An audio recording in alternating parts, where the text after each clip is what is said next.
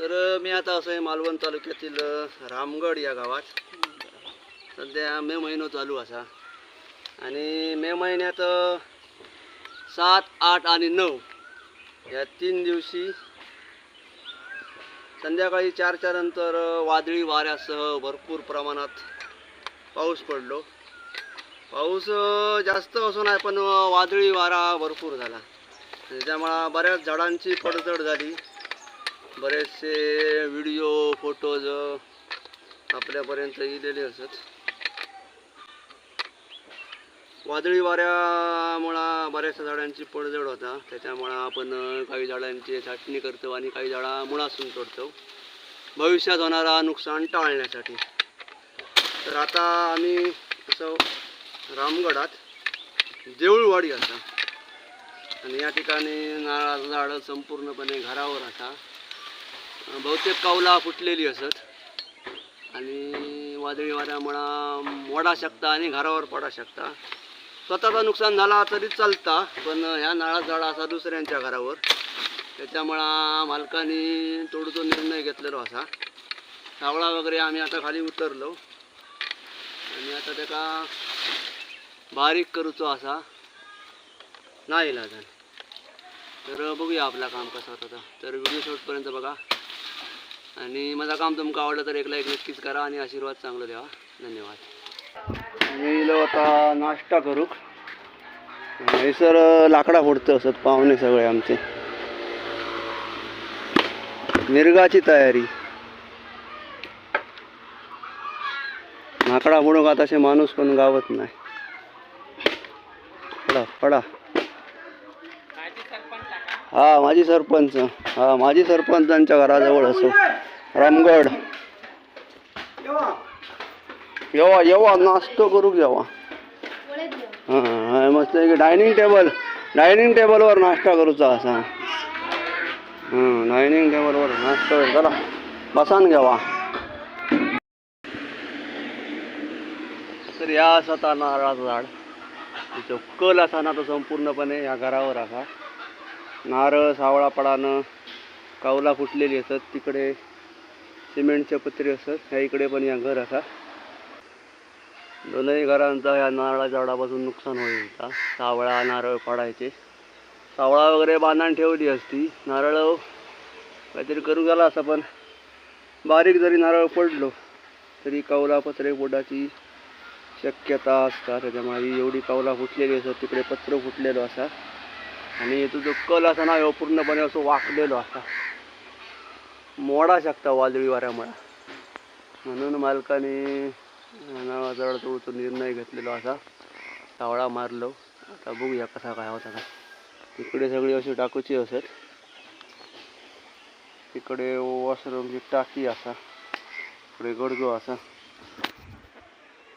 धोकादायक असा आजचा ह्या काम असा. बघूया कसा काय होता का.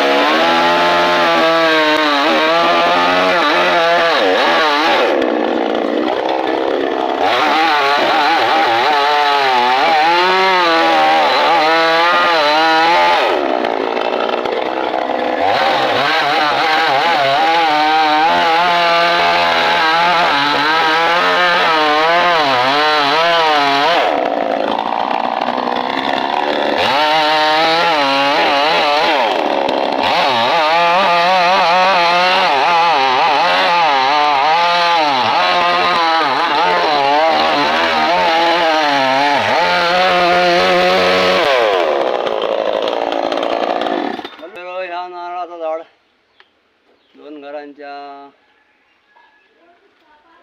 मध्ये असा होता. कावळा आणि नारळ बरोबर त्यांच्या गावलावर आणि पत्र्यावर पडत होते.